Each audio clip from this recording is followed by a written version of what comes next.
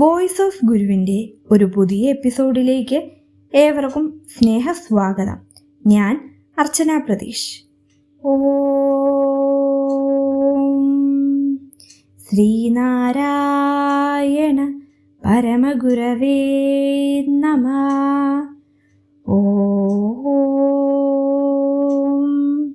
ശ്രീ ശാരദാംബായേ നമഃ.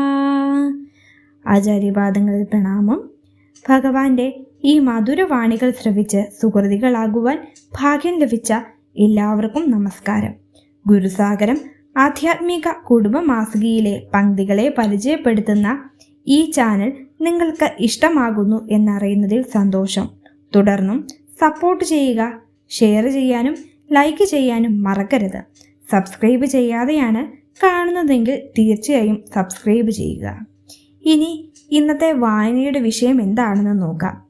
ഗുരുസാഗരം ആധ്യാത്മിക കുടുംബ മാസികയുടെ ചീഫ് എഡിറ്ററും ശ്രീ നാരായണ ഗുരു വിദ്യാപീഠം ആചാര്യനുമായ ശ്രീ സജീവ് കൃഷ്ണൻ സാറിൻ്റെ തൂലികയിലൂടെ ഭഗവാന് പാദകാണിക്കയായി സമർപ്പിക്കുന്നു ശ്രീമദ് നാരായണ ഗുരുപുരാണം നമോ ഭഗവതേ. സമ്പൂർണവും സമഗ്രവുമായ ഈ ചരിതം തുടക്കം മുതൽ ശ്രവിച്ച് എല്ലാവർക്കും സുഹൃതികളാകുവാൻ ഭാഗ്യം ലഭിക്കട്ടെ എന്ന പ്രാർത്ഥനയോടെ ഇനി ഇന്നത്തെ വായനയിലേക്ക് കടക്കാം. ശ്രീമദ് നാരായണ ഗുരുപുരാണം നമോ ഭഗവതേ, അധ്യായം 2, ഭാഗം 3. മതചരിതം സംക്ഷിപ്തം. മനുഷ്യനും മതാതീത ചൈതന്യവും തമ്മിലുള്ള സംബന്ധവും സംസർഗവുമാണ് മതത്തിൻ്റെ വിശാലമായ വിവക്ഷ. എങ്കിലും ഐഹിക ജീവിതത്തിൽ മതം കാലദേശ നിമിത്തങ്ങൾക്കും വിധേയമാണ്. തത്ഫലമായിട്ടാണ് മതങ്ങളുടെ ആകാരത്തിലും അനുഷ്ഠാനങ്ങളിലും ആചരണങ്ങളിലും അജഗജാന്തരം കാണുന്നത്. ലോകത്ത് 11 സംഘടിത മതങ്ങൾ രൂപം കൊണ്ടിട്ടുണ്ട്. ഏറ്റവും പ്രാചീനം ഹിന്ദുമതമാണ്. അത് മതമല്ല, എല്ലാ മതങ്ങളുടെയും സംക്ഷിപ്ത സാഗരമാണ്. അത് നിർദ്ദിഷ്ടമായ ഒരു പന്ഥാവല്ല, നിരവധി ചിന്താ പദ്ധതികളുടെ സമുച്ചയമാണ്. പരമ വേദാന്ത ചിന്തകനായിരുന്നു ശ്രീ ശങ്കരാചാര്യർ. ഹിന്ദുധർമ്മത്തിൽ വ്യവസ്ഥമായ 6 മതങ്ങളുണ്ടെന്ന് സിദ്ധാന്തിക്കുന്നു. ശൈവം, ശാക്തേയം, ഗാണപത്യം, സ്കാന്തം, സൗര്യം, വൈഷ്ണവം എന്നിവയാണ് ആ 6 മതങ്ങൾ. അതുകൊണ്ട് ആചാര്യരെ ഷൺമത സ്ഥാപകൻ എന്നു വിളിക്കുന്നു. ഹിന്ദു സംസ്കാരത്തിൽ നിന്ന് സംജാതമായവയാണ് ജൈന, ബുദ്ധ, സിഖ് മതങ്ങൾ. മറ്റ് ദേശങ്ങളിൽ ഉണ്ടായ യഹൂദ, സരതുഷ്ട്ര, ക്രൈസ്തവ, ഇസ്ലാം, ബിഹായി, മധ്യേഷ്യയിൽ തബോ, ഷിൻഡോ മതങ്ങൾ പൂർവേഷ്യയിൽ എന്നിവയാണ്. ജൈനമതം മഹാഭാഗവതം എന്ന പുരാണത്തിൽ പ്രതിപാദിക്കുന്ന ഋഷഭാചാര്യരിൽ തുടങ്ങി വർദ്ധമാന മഹാവീരൻ വരെ 24 തീർത്ഥങ്കരന്മാരിൽ നിലകൊള്ളുന്നു. ബുദ്ധമതം ശാക്യമുനി എന്നറിയപ്പെടുന്ന ബുദ്ധനും ശിഷ്യരായ ആനന്ദനും നാഗാർജുനയും ചേർന്ന് പരിപോഷിപ്പിച്ചു. സിഖ് മതം ഗുരുനാനാക്ക് മുതൽ 10ാം ഗുരുവായ ഗോവിന്ദ് സിംഗിൻ്റെ കാലത്ത് മതമായി പരിണമിച്ചു. സരതുഷ്ട്ര മതത്തെക്കുറിച്ചും യഹൂദ മതത്തെക്കുറിച്ചും കഴിഞ്ഞ 2 രാവുകളിൽ ഞാൻ പറഞ്ഞുവല്ലോ. ക്രിസ്തുമതം യഹൂദ മതത്തിൽ നിന്ന് യവന ചിന്തയും സരതുഷ്ട്ര സങ്കല്പവും സ്വാധീനിക്കപ്പെട്ട് ക്രിസ്തുവിനാൽ പ്രചോദിതമായി സ്ഥാപിക്കപ്പെട്ട മതമാണ്. ഇസ്ലാം മതം അറേബ്യൻ പ്രവാചകൻ മുഹമ്മദ് നബിയിൽ നിന്ന് രൂപീകരിച്ചത്. ആദം മുതൽ ഇസ്ലാമാണെന്നാണ് അവരുടെ അഭിപ്രായം. ബഹായി പേർഷ്യയിലെ ബഹാവുള്ള എന്ന ദാർശനികൻ സ്ഥാപിച്ചതാണ്. തവോ മതം ചൈനീസ് ചിന്തകൻ ലവോസ്തു സ്ഥാപിച്ചതും. ഒരു വേള നിശബ്ദയായ ശേഷം ശുഗബാലിക വീണ്ടും കഥയിലേക്ക് കടന്നു. ആത്മസാധക മഞ്ചൂറിയൻ ക്രെയിൻ എന്നറിയപ്പെടുന്ന ഒരു പക്ഷി ജന്മത്തിലാണ് ഞാൻ ചൈനയിൽ ജനിച്ചത്. തലയിൽ ചുവന്ന ഒരു കിരീടം പോലെയുള്ള നിറമുണ്ടായിരുന്നു എനിക്ക്. എൻ്റെ കഴുത്തിന് കറുപ്പു നിറവും ദേഹം വെളുത്ത നിറവും വാൽ കറുത്തതുമായിരുന്നു. ഞാൻ ദേശാന്തരങ്ങൾ പറന്നു നടന്നു. അക്കാലമാണ് കൊട്ടാരം കണക്ക് സൂക്ഷിപ്പുകാരനായിരുന്ന ലിയേർ എന്ന ഉദ്യോഗസ്ഥനെ കണ്ടത്. അദ്ദേഹം കൊട്ടാരക്കെട്ടിൽ അദ്ദേഹത്തിന് അനുവദിച്ച പാർപ്പിടത്തിൻ്റെ മട്ടുപ്പാവിൽ എന്നും ഉച്ച കഴിയുന്ന സമയം വന്ന് ആകാശം നോക്കിയിരിക്കും.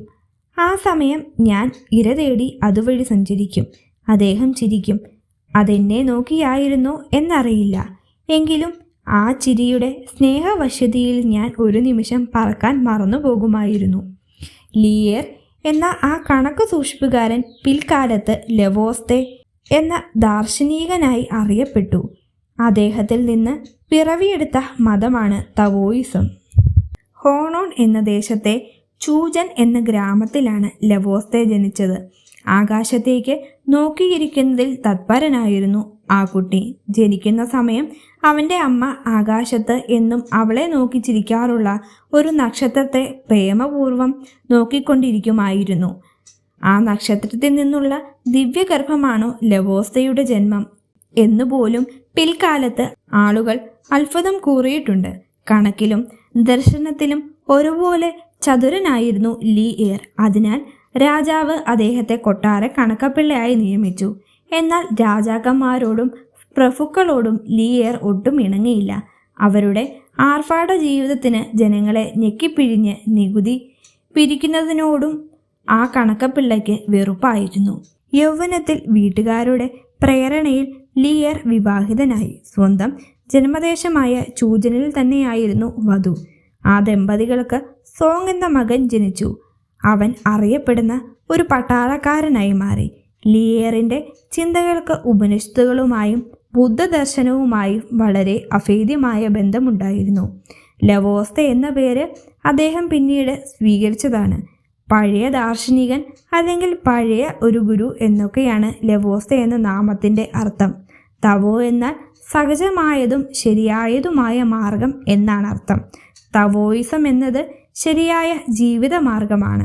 തവോ എന്നാൽ സ്വയംഭൂതമായത് എന്നാണ് ലെവോസ്തെ വിശദീകരിക്കുന്നത്. ഓം പൂർണ്ണമദ പൂർണ്ണമിദം പൂർണ്ണാത് പൂർണ്ണമുദച്യതേ പൂർണ്ണസ്യ പൂർണ്ണമാദായ പൂർണ്ണമേവാവശിഷ്യതേ എന്ന ഉപനിഷത്ത് മന്ത്രമാണ് കാതൽ. തവോയാണ് പ്രപഞ്ചത്തിൻ്റെ മൂലമായ തത്വം. അതാണ് എല്ലാത്തിനെയും നിയന്ത്രിക്കുന്നത്. സകല വസ്തുക്കളും മാറിക്കൊണ്ടിരിക്കുന്നു. അവ ഒരു നിമിഷം പോലും നിൽക്കാതെ സഞ്ചരിക്കുകയും ഭ്രമണം ചെയ്യുകയുമാണ്. എന്നാൽ തവോ മാത്രം മാറ്റമില്ലാതെ തുടരുന്നു. സ്വന്തം ഇച്ഛപ്രകാരം മനുഷ്യന് ഒന്നും ചെയ്യാൻ സാധ്യമല്ല. തവോയുടെ ഇച്ഛയാണ് നടക്കുന്നത്. അതിനാൽ ധ്യാനത്തിലൂടെ തവോയുടെ ഇച്ഛയറിഞ്ഞ് ജീവിക്കുകയാണ് ശരിയായ വഴിയെന്നാണ് ലെവോസ്തെ പറയുന്നത്. കൽപ്പിച്ച പോലെ വരുമെന്ന് നിനച്ചു കണ്ടിട്ടർപ്പിച്ചിടുന്നടിയനൊക്കെയും അങ്ങ് ശംഭോ എന്ന് പിണ്ടനന്ദി എന്ന കൃതിയിൽ ഗുരു പാടുന്നതും ഇതുതന്നെയല്ലേ? അകത്തേക്ക് നോക്കുന്നവരെല്ലാം കാണുന്നത് ഒരേ സത്യത്തെയാണ്. അവർ ജനിച്ച നാടും ഭാഷയും വേറെ ആയതിനാൽ അവരുടെ വാക്കുകൾ പുറമേ വ്യത്യസ്തമെന്ന് തോന്നിയേക്കാം. എന്നാൽ അകമേ എല്ലാം ഒരേ പൊരുളിനെക്കുറിച്ചാണ് പറയുന്നത്. പലമതസാരവും ഏകമെന്ന് തെളിയുന്ന ഒരു അനുഭൂതി കൂടി തവോ മതത്തെക്കുറിച്ച് പഠിക്കുമ്പോൾ നിനക്ക് തെളിഞ്ഞു കിട്ടും ഗുരുപാദാംബുജ രജോലോകമായ ആത്മസാധക. ഇതോടെ ഇന്നത്തെ വായന പൂർണ്ണമാകുന്നു. ഗുരുസാഗരം മാസിക വായിക്കാനും വരിക്കാരാകാനും സ്ക്രീനിൽ കാണുന്ന നമ്പറിൽ കോൺടാക്റ്റ് ചെയ്യുക. നമസ്തേ.